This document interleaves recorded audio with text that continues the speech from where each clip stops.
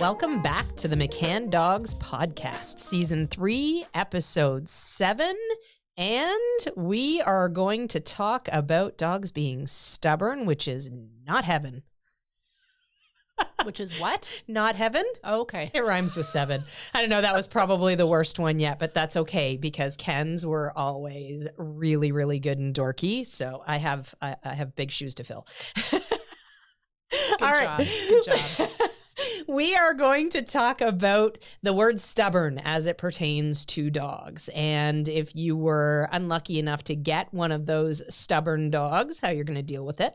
I'm just kidding, of course. We are very much of the mindset that dogs are not stubborn.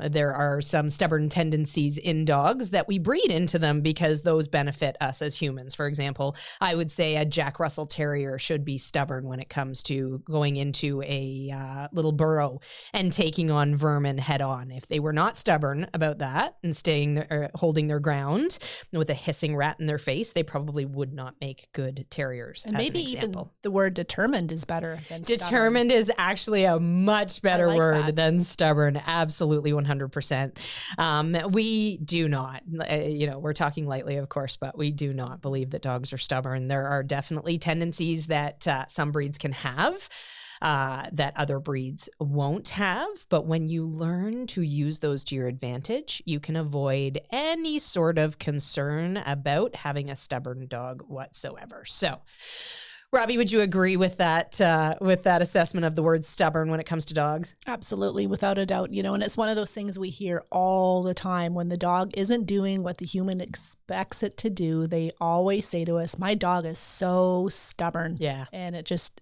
I'll be honest, it makes me crazy. Yeah, me too. I don't like hearing that people are thinking that about their dogs at all because it's a negative thing. It really is. And I hate when there's an adversarial relationship set up between a human and a dog. Out to get them. Yeah, where the dog thinks that the human is mean and scary because they don't necessarily understand, and the human thinks the dog is out to get them, so they're not necessarily as nice and kind and good at guiding behavior as they would be if they were just seeing the reality of the situation, that the dog is not stubborn, but overfaced.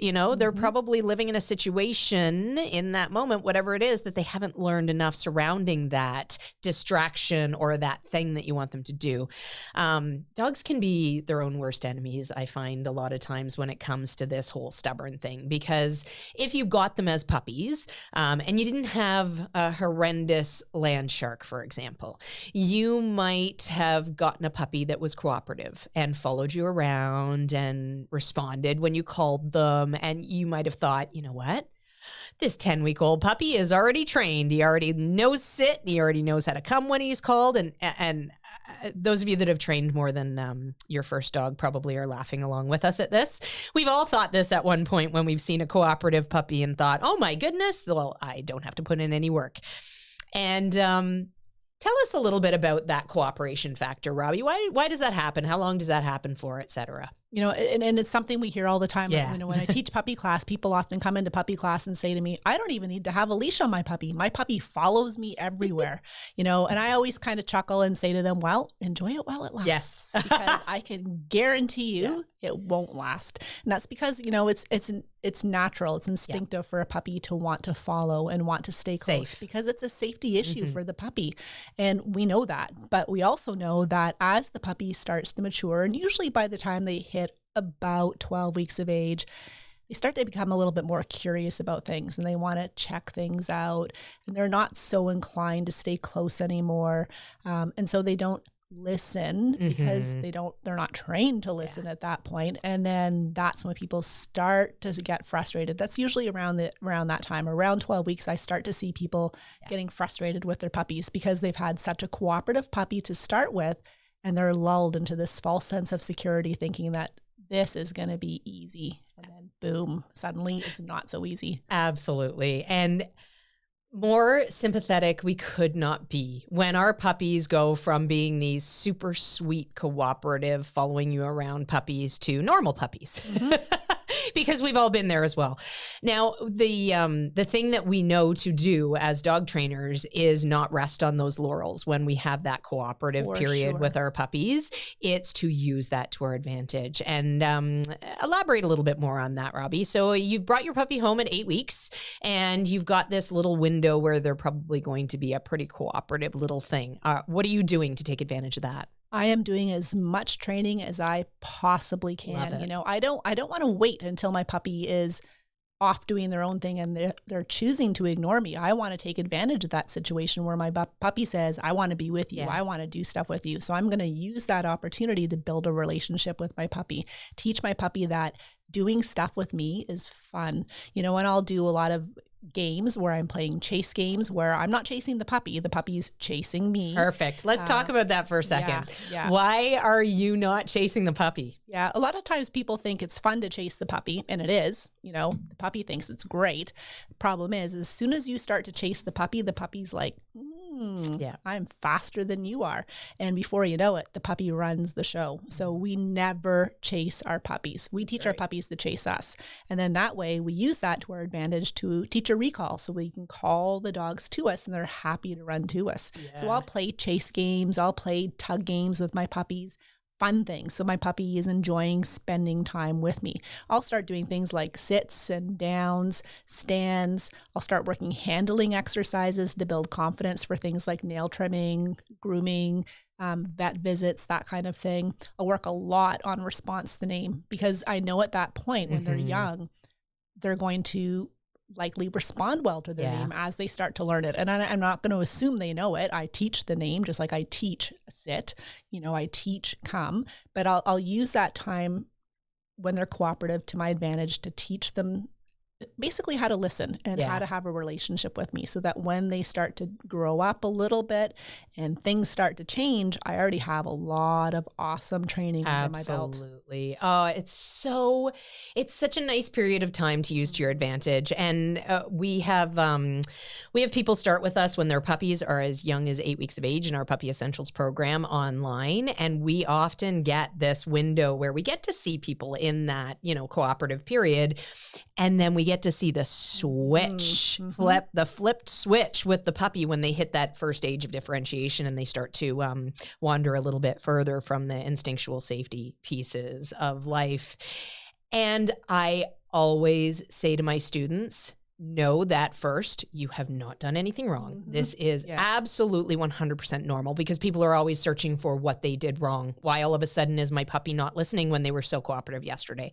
And literally it is that fast sometimes. It's from one day to the next where it throws us off completely and makes us think there's, you know, something wrong with our puppy all of a sudden, but it's just normal differentiation. So we get to, I say that first and foremost, you have not done anything wrong. Trust me, this is a normal piece of life. We expect it. Exactly. And the great news is that everything that you have done up to this point will make this development period so much easier for you. Because now when you say to your puppy, okay, the quote unquote stubborn puppy that kicks in at that point that maybe goes and starts digging at one corner of the rug because there's some sort of a smell there that's really intriguing them. And now you have some tools to say, I don't want you doing that. So I could in that situation say to my puppy, hey, I don't want you doing that. And when my puppy does look in my direction, now I have other skills that I can rely on. I can tell him to, you know, move over here and leave that thing if I've got that skill in place. I can tell him to lie down if I've got that skill in place. I can tuck him pleasantly in his crate if I've got that skill in place and he's driving me a little bit nutty. I've got all of these things that I've just spent the last 4 weeks building that I can now fall back on. So if he is, you know, I'm grasping at straws for situations here, but the cat comes in the room, for example, and my puppy looks up and sees the cat and goes to get excited, I can call his name because I've spent 4 weeks teaching him his name and I have a pretty reliable response to name by that point. So I have these skills that I can use that will very quickly help me to recognize that my puppy is not stubborn at all. He just needs the right information in that situation. For sure. And the other thing to remember as well, I think a lot of people don't realize that a puppy's brain is fully developed by the time they're 7 weeks of age. You know, how many times have you had students tell you, Shannon, you know, I'm going to wait till my puppy's older. Don't wait. Because they think it's easier when the puppy's older. No.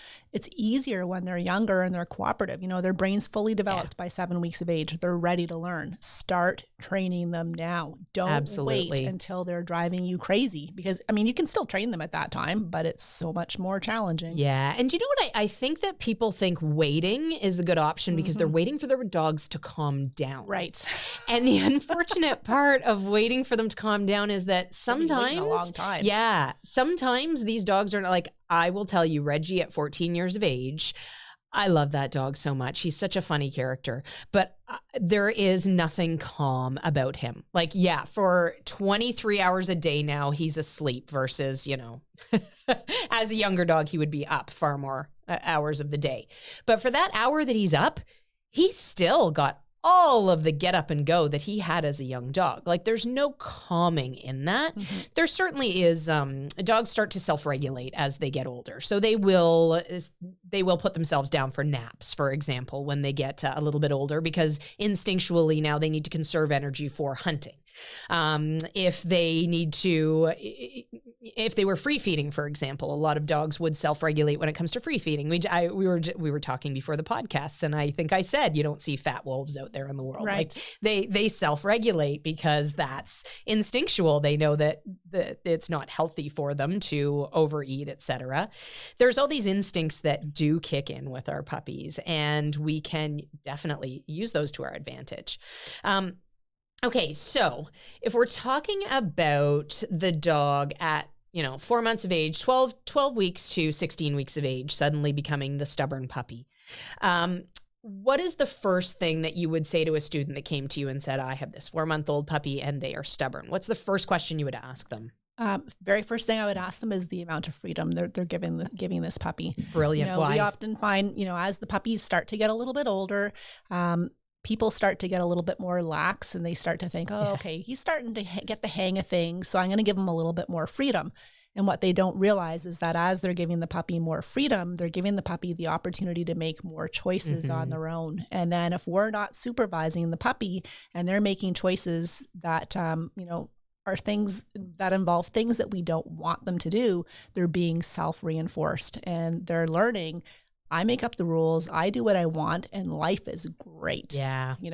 And we talked about how a lot of people think they're going to wait until the dog calms down. A lot of dogs, as they get older, because they've had so many opportunities to self-reinforce, they don't calm down. They get worse because they don't have skills.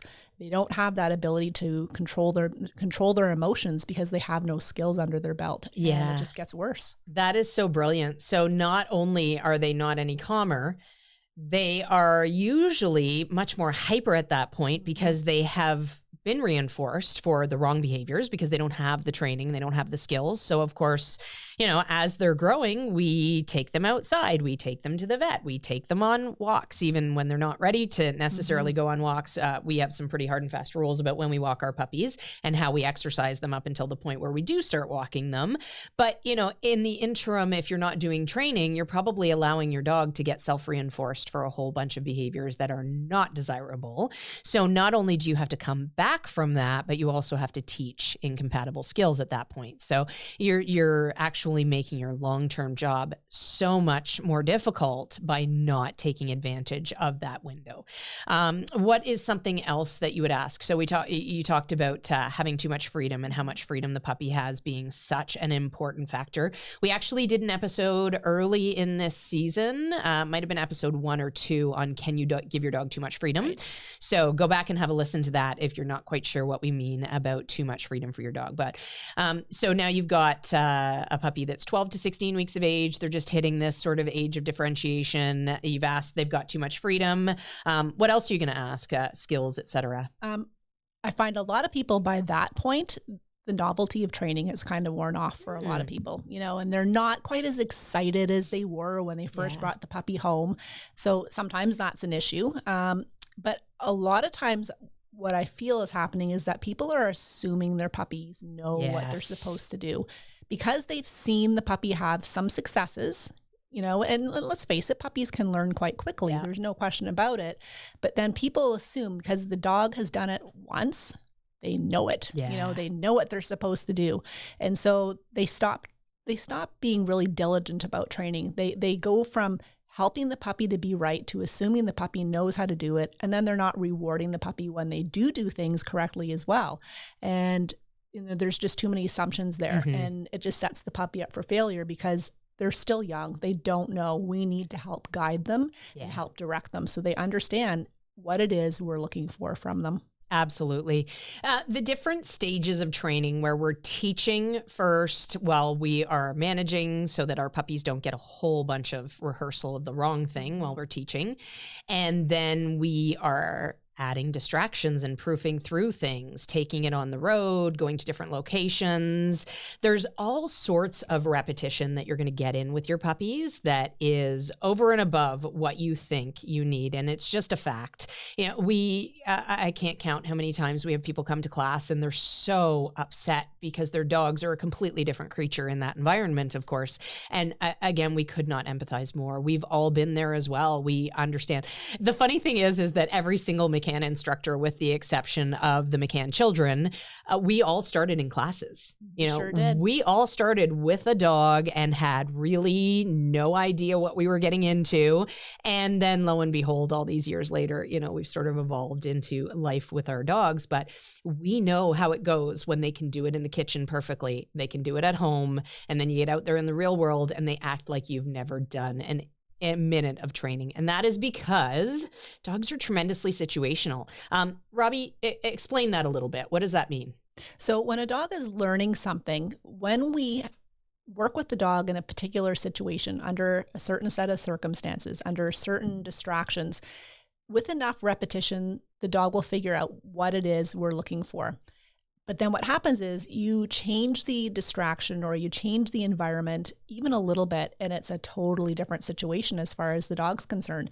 For example, maybe you're working with your puppy in the kitchen and you're working on teaching something like shake a paw, and suddenly the puppy's light bulb goes on and they've got it. They're shaking a paw when you're in the kitchen. So now you're all excited and you go running to the living room where the rest of the family is and say, look what the puppy can do. And then you ask them to shake a paw and the puppy looks at you like you have three heads because you've changed the situation. Now you're in a new location. There's people around. There's different distractions.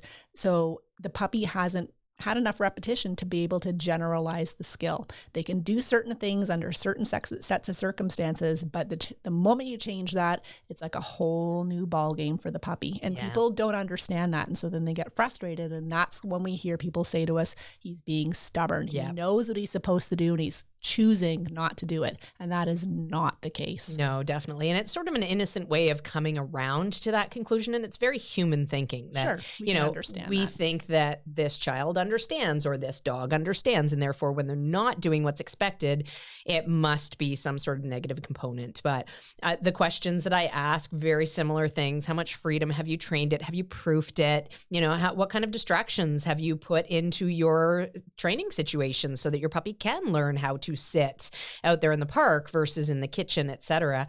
The fact that they have done it before does not mean that they're going to do it again. So even once you're past all of the puppy sort of training stages, even once you're past that, we get to a point where we get really lax about some of our commands in regular life, but then we expect the dog to still be well oiled with that thing. And I mean, unfortunately, like if I asked you right now, tell me all the calculus you remember from high school. I mean, it's probably, it's laughable. I don't know how much I actually learned in high school, to be honest. Yeah. But I mean, even things that you're sort of proficient on at one point in your life, you can't step back into them if you've not practiced them. Our bodies are so hardwired towards efficiency, and we're not holding on to all this muscle memory that was for things that we don't do anymore. So sometimes there's a bit of a reacclimation period when it comes to behaviors that we haven't used in a long time. And for me, I think of this as the come command, because we have, if you've been a student with us, that you know that we have multiple commands that we use for similar things. We will have a very informal recall command that we use for day-to-day life. I really expect my dogs to respond to their name. I have very high expectations. Anytime I call my dog's name, I expect them to look in my direction. And if I don't give them any further commands, I expect them to orient in my direction as well. So I use response to name. Every once in a while, I use the come command, and that is my emergency. Like, they're running towards traffic, they're chasing a squirrel, and we're out in the bush, and I need them to stop because otherwise they're going to be 2 towns over, et cetera, et cetera. Those are the moments where I will use my come command. So because that's my emergency recall, it doesn't come up very often in my day-to-day life. So I make sure that there are times that I practice that skill just as a rule. You know, I might once a month, I might do a couple of reminder recall games with my dog. Doesn't have to be a big deal. It just has to be enough to remind him to turn really quickly, and that is going to be a very reinforcing thing for them. So that, I think that sometimes bites us in the rump too, where we have a long lapse in memory with a skill that our dog hasn't used, and we still expect them to be proficient at it, which it really isn't fair in a lot of cases. So practice it. Use it or lose it is very, very real. My next point here is, are you stubborn? With you as the emphatic point in the question. This to me is something that I think we all need to look at ourselves and think, okay, am I doing the same thing over and over and over again here and expecting different results? You know, if I let my dog off leash at the leash-free park and then I have to chase him to catch him, and I continue to let him off leash at the leash-free park and continue to chase him to try to catch him, who's really being stubborn in that situation? I might be stomping my feet and saying my dog's all stubborn, but I'm doing the exact same thing and expecting something gloriously different to happen. So what's the error in thinking there? Yeah, it's all about consistency, right? If we are allowing the dog to do things that we don't want them to be doing, and yet expecting the dog to listen when we haven't done the training that we've needed to do, we're shooting ourselves in the foot. You know, it's just, we're creating a situation where we're basically telling the dog, do whatever the heck you want because I have no control over you. Yeah, absolutely.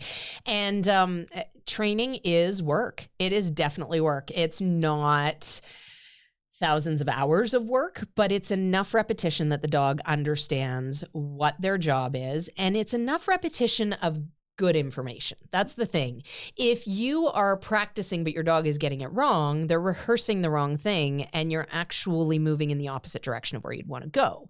So with that, tongue-in-cheek question a little bit, are you stubborn? I would say, have you tried for long enough to convince the dog? And consistency is one thing. It is so, so important to give our dogs consistent information. But we also need to make sure that we give them enough of that information that they have a chance to build a recall. So talk about how we train an emergency recall for a bit. It's not a light process. It's an in-depth process. It's a very in-depth process. And what we do is we start out in the beginning by teaching the dog the end of the exercise. You know, we don't start by having the dog off leash saying come and then hoping the dog does. You know, absolutely. That's just silly. But unfortunately, a lot of people do that.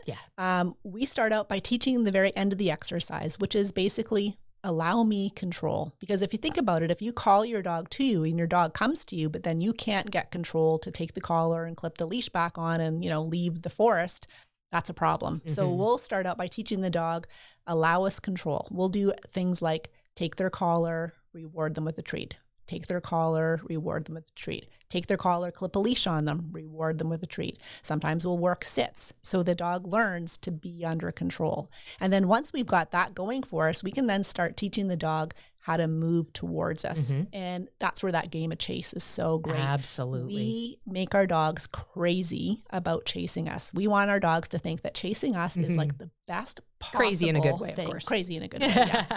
Crazy in a fun way. Yeah. So we want our dogs to learn that chasing us is fantastic. And so we'll do exercises like a restrained recall, where somebody will hold the dog and we'll show them a treat or show them their favorite toy, get them all excited. And when they're dying to come to us, we'll call them, and then run away. And we'll start introducing the come command in that way. The person's holding the dog back. We know the dog is going to respond because we've set it up so the dog's going to be successful.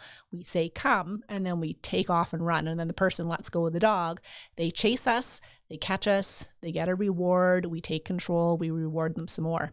And then once the dog understands the idea of chasing us to get a reward, and they're starting to understand come means run to my human, then we start to, this is where it gets tough. Then we start to teach them how to come from distraction. And that's where it can really, you know, be a bit of a challenge.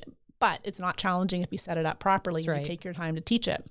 So what we'll do is we'll have a leash on the dog, and we'll allow the dog to be distracted. And when the dog's distracted, we'll say come, and then 1 second later, we'll use a little pop or a series of little pulses on the leash, just something to get the dog's attention. It's not meant to be a correction. It's meant to be an attention getter. And the moment the dog turns and looks at us, we cheer them on, take off and run. The dog says, I know what to do here. They chase us, they get the reward. And then the great thing about this is after enough repetition of come, followed 1 second later by the pop, the dog figures out, I hear that word come. Something's about to happen.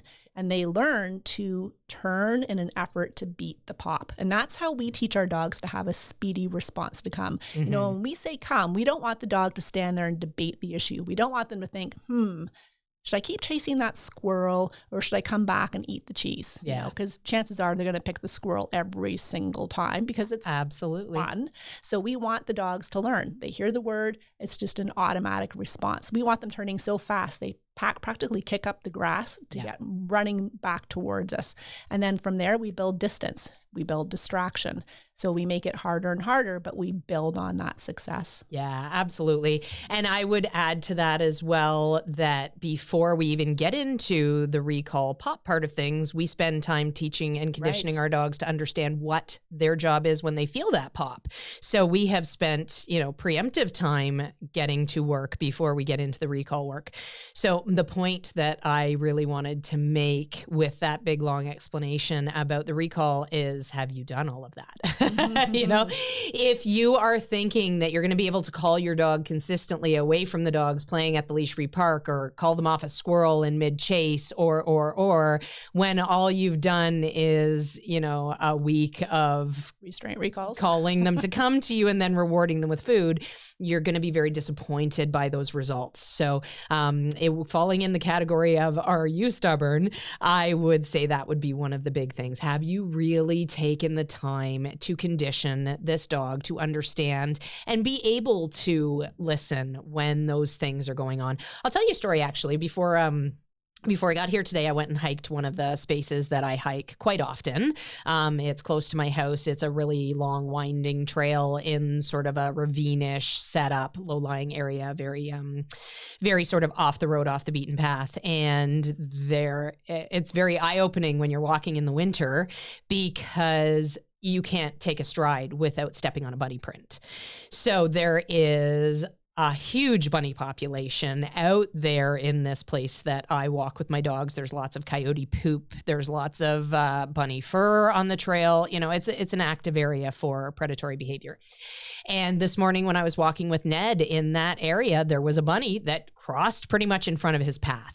So, of course, he went from meandering along and sniffing the ground and enjoying his walk to quartering to follow the scent of this bunny and just excited and just in that state where he's conflicted, right? So I love those opportunities. I take them every chance I can get because I want to train my dog when he is in that heightened state so that I can get listening behaviors in that heightened state. And this is, I think, where sometimes the disconnect happens. We put our dogs into the heightened state before we've taught them how to listen.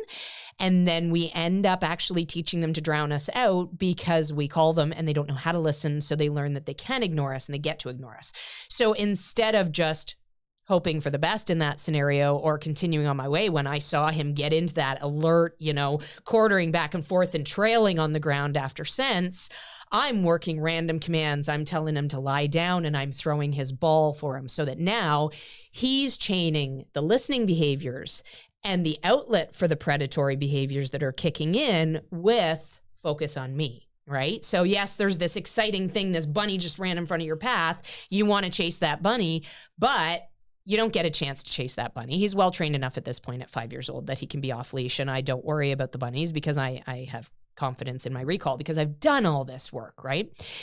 But it doesn't end there. I can't expect Ned to listen for the rest of his life based on that time put in. So I look for these opportunities in my day-to-day life. And there was a beautiful one this morning where we got to get in lots and lots of training. And that helps me because it carries me forward to the next stage, right? It carries me forward to the next time those bunnies are out and the next time he's, trailing coyote scent, et cetera, et cetera. And it's just a good reminder in there. So all of these opportunities that you have to train, are you using them to your advantage, or are the natural instincts that are kicking in getting rewarded outside of you? And then the final point that I have in the "Are you stubborn" category here is, have you consulted a professional? And this is one of our hardest parts of our job, is trying to help people who have taken the advice of so many people who don't necessarily have the right understanding of what they're looking for. And they end up being reinforced by those other people as well, who also have the quote unquote stubborn dogs because they're in the same situation as well. What would you say to these people that are, beside themselves because they're not quite sure what to do? Yeah. The thing about dog training is that really, it's not really dog training. It's human training, right? We know that dogs obey the laws of learning. Yeah. Every single dog does. Yep. And when we see dogs and humans struggling together, it's usually because the human's not giving the dog the information they need. And the dog just simply doesn't know how to respond. They're not being stubborn. They're not being vindictive. They're not ignoring you. They don't know how to listen because they just don't understand. Dogs are such willing animals. They're such cooperative creatures. And when they're lacking that cooperation, it's usually due to a lack of understanding on their part. So the first thing we need to do is we need to make sure the human knows what to do. And as instructors, that's our job. Yep. Our job as an instructor is to train the human so the human understands how the dog thinks, why they're doing what they're doing, and how we can help that dog. And there's so many factors at play. Timing is a huge thing. A lot of times their timing is not quite right. And what happens in a lot of cases is the person inadvertently rewards the dog for the wrong behavior. The human thinks they're doing it right. They're not. And then the dog's not responding. And then the human says, he's being stubborn. He's not listening. He's not doing what I want him to do. And that's because the human just doesn't quite have things, down pat. And then the dog struggles. So our job is to get the human going, make sure they've got good timing. They understand how to set the dog up for success.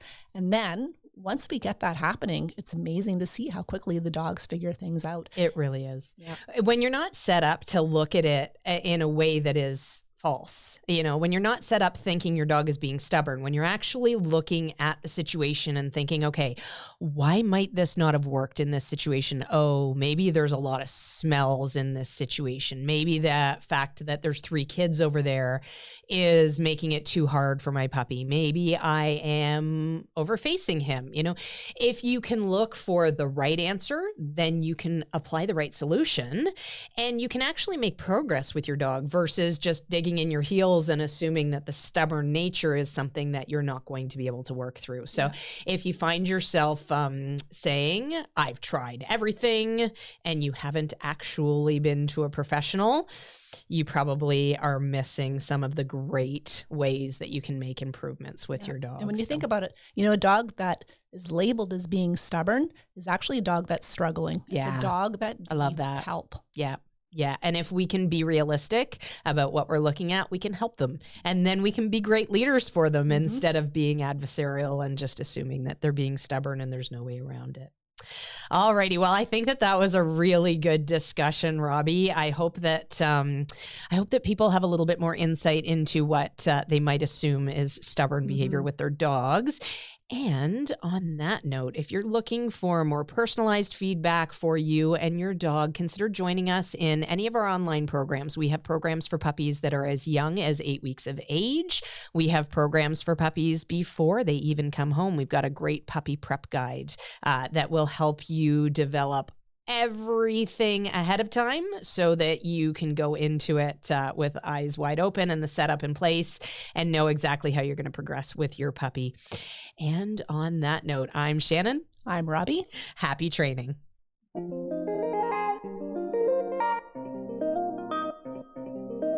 I hope you enjoyed this episode of the McCann Dogs podcast. And if you'd like some more training resources, be sure to check us out on YouTube, Instagram, and Facebook at McCann Dogs. And if you'd like to train with us online, be sure to check out the show notes below for our My Dog Can online training program, where we know in just a few weeks your dog will become a well-behaved family member. Until then, happy training.